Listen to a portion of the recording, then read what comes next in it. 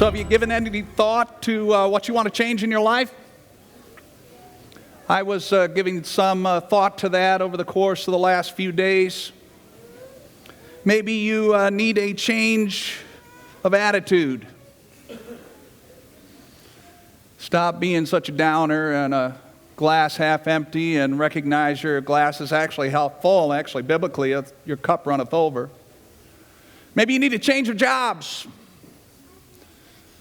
Maybe you need a change within a relationship, or maybe you need a change of relationships. One of the things that I thought about was a change of habits.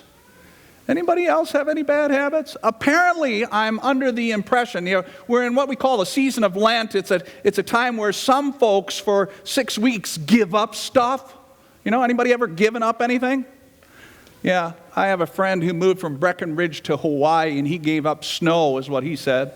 I think I'm going to give up giving up things. But no, actually, I decided to give up a couple of things for Lent because apparently I'm told number 7 meal deal at McDonald's isn't the best for you. Anybody know what number 7 is? Filet of fish. And during Lent, it must be the Catholic thing to make eating fish easier. So it's like a large fry, large Coke, filet of fish. And follow that up with ice cream. Apparently that's not a good deal. And then wash it down with an amber liquid. Some of us have bad habits when it comes to our diet or exercise. Those are things that we want to change. What is it in your life that you're saying, this just isn't right? I need to change it. Now, recognition is the first step, and it is a huge step, but unfortunately, we've got built into our mindset that once we make the first step, the next step is a completion of that change, right? We want it instantly. We live in a culture where we want the results now. Some of you may be patient and actually will wait overnight. I'm going to make a change tomorrow, ta-da, it's done. But it doesn't work that way. And we're reminded of that in our story today regarding Moses. I want you to remember a couple of things, if you remember anything at all. It is a process. Change is a process. And it occurs through the hand and working of God Himself. So godly change takes time. That's the story of Moses. Now, if we back up, we read Exodus chapter 3, the burning bush story. If you back up a little bit into chapter 2, 40 years earlier, we have Moses. Maybe you know the story. He was born, and Pharaoh really didn't like the Israelites, so he's going to kill a bunch of the sons. And so Moses' mom put him in a basket and put him in the river, and Pharaoh's family found him and raised him. So Moses, an Israelite, was raised in a palace with the most powerful person arguably in the world. And he knows that the Egyptians are not treating the Israelites very well, and he's walking out amongst them, and he notices an Egyptian mistreating an Israelite slave, and he gets ticked off. And what does Moses do? He kills him. Did you know that about Moses? He let his anger lead him to murder. A day or so passes, and he's out again in the streets, and he comes across the same Israelite whom he saved from the Egyptian. Now, if I was Moses, I would expect this guy to run up to me and say, "Thank you, thank you, thank you for saving me from the hands of that cruel taskmaster Egyptian." But that's not what happens. The Israelite's actually angry and says, "Moses, are you going to kill me too?" Pharaoh knows about this. What does Moses do? He runs. He runs, and for the next 40 years, he works for his father-in-law tending sheep. Now, there's two things that strike me. It's actually a question. Do you have a father-in-law? Or let's reverse it. Do you have a son-in-law? Do you want to work together for 40 years? That's where I'll leave that one. And he goes from being in the house of Pharaoh, being royalty, to tending sheep, hearing sheep, seeing sheep, smelling sheep, sheep, sheep, sheep, sheep. Is it possible that he went, this just isn't right. I am stuck in a rut, and something needs to change. You ever been in a rut? It's hard to get out of. Maybe you're in a rut of being overly critical of people. You snap just like that. Maybe your spending is a little bit out of control and you're having arguments within the household. That still is the number one thing couples fight about, by the way. Maybe since we're in the church, you've lost your ambition to study the Word of God, to live a life of integrity, and to follow hard after Jesus. I received a text from a niece-in-law who said, doing the right thing for Jesus is hard. Yeah, it's really hard. So like Moses, we say, this just isn't right. It's hard. Something's got to change. But how? How do we affect change? The process of change begins with God's presence. That's how the story of Moses goes. We go back, you know the story. The messenger of the Lord appeared to Moses in flames of fire from within a bush. The burning bush story. But the rest of the story and the experts in Hebrew tell us this is not an ordinary messenger nor an ordinary fire. This is Jesus before he appears on the scene in Bethlehem, and this is the fire of God himself.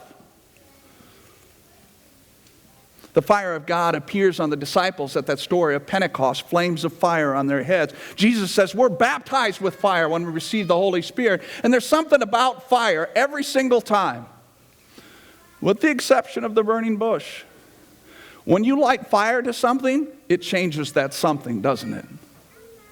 It just does. It changes it. This is how God affects a change in Moses. Now, notice what Moses says, because the story goes like this. He sees this burning bush, and he's kind of like, what is going on? He's trying to get a closer look, but he's trying to kind of stay away from looking directly at it. And God realizes what he's doing, and so he calls out for Moses, and Moses simply responds, Hinani. There's your Hebrew today. Let's say that together. Since it's preschool 4, right? Let's repeat after me. Hinani. It's like Hinani, only Hinani.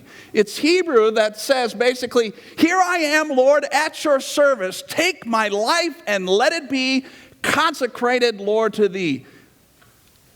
Make change occur in me. And so God says to Moses, I've seen the oppression, I've heard the cries, I know the suffering. This is a reminder to us that God knows what's going on in your life. He knows especially when it is not going well, even though you think he might not know.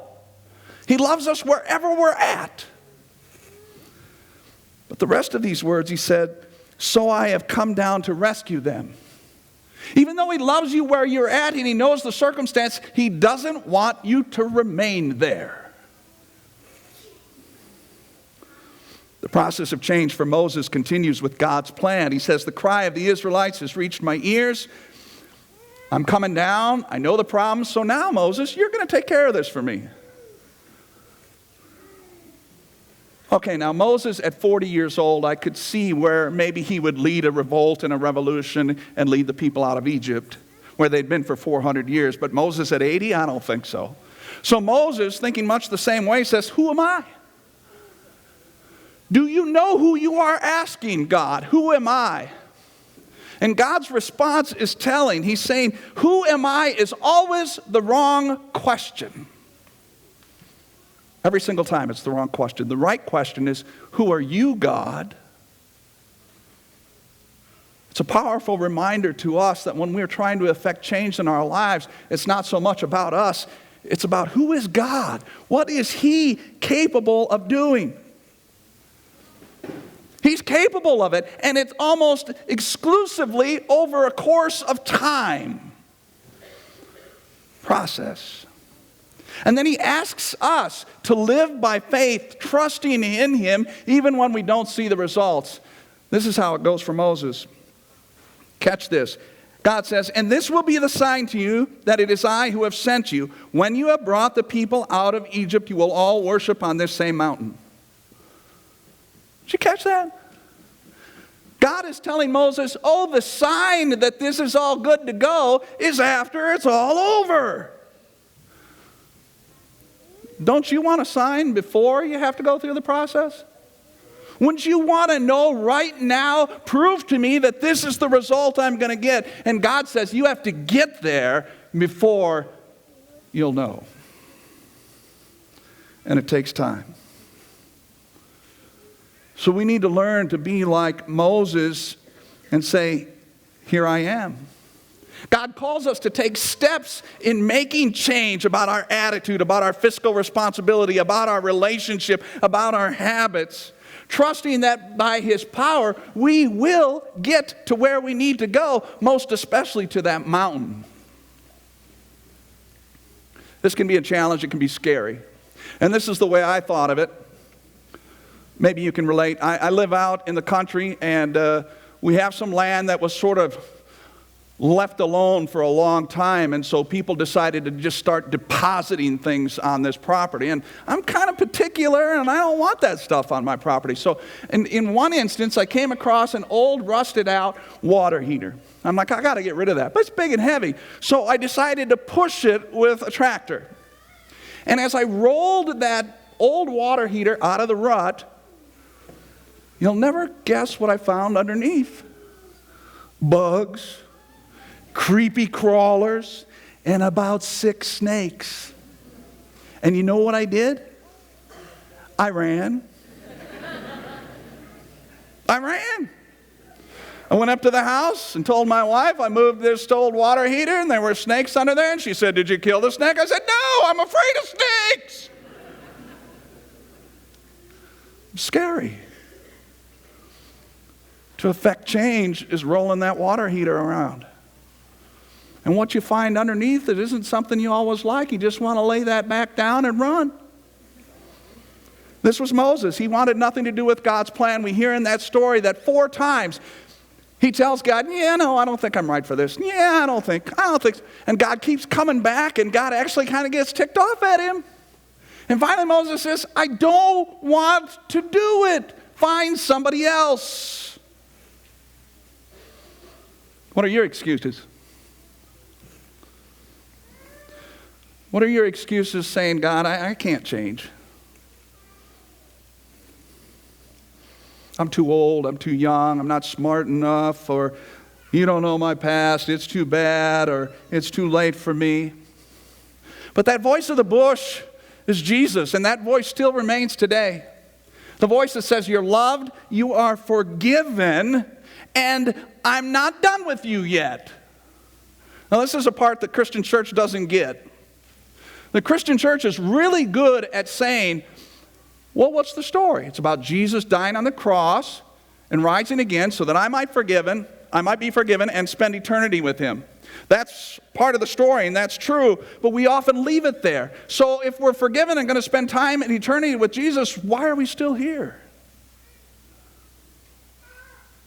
This is the part we've forgotten.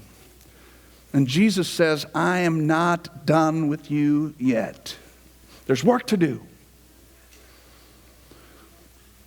I like history. I like World War II history especially. I had to back up a little bit. I read about Napoleon. You've heard of Napoleon?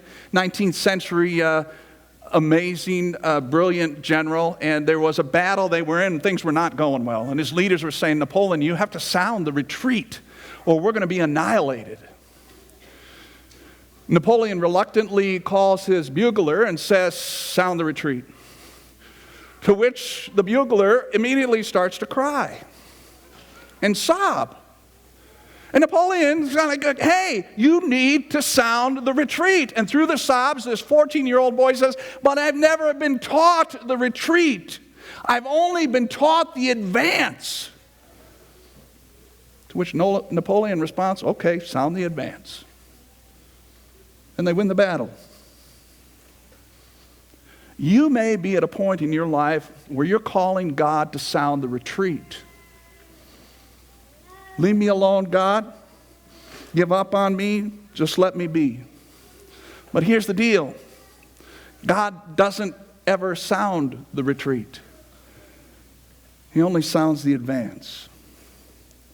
God is determined to change us through His presence, through His power, through His providing, through His plan. You see it? It's your burning bush. How are you going to respond? Got an idea? How about hit a knee? Here I am. May God make it so for you in your life as you remember His gifts of grace and mercy and how He might change you for the betterment of our world.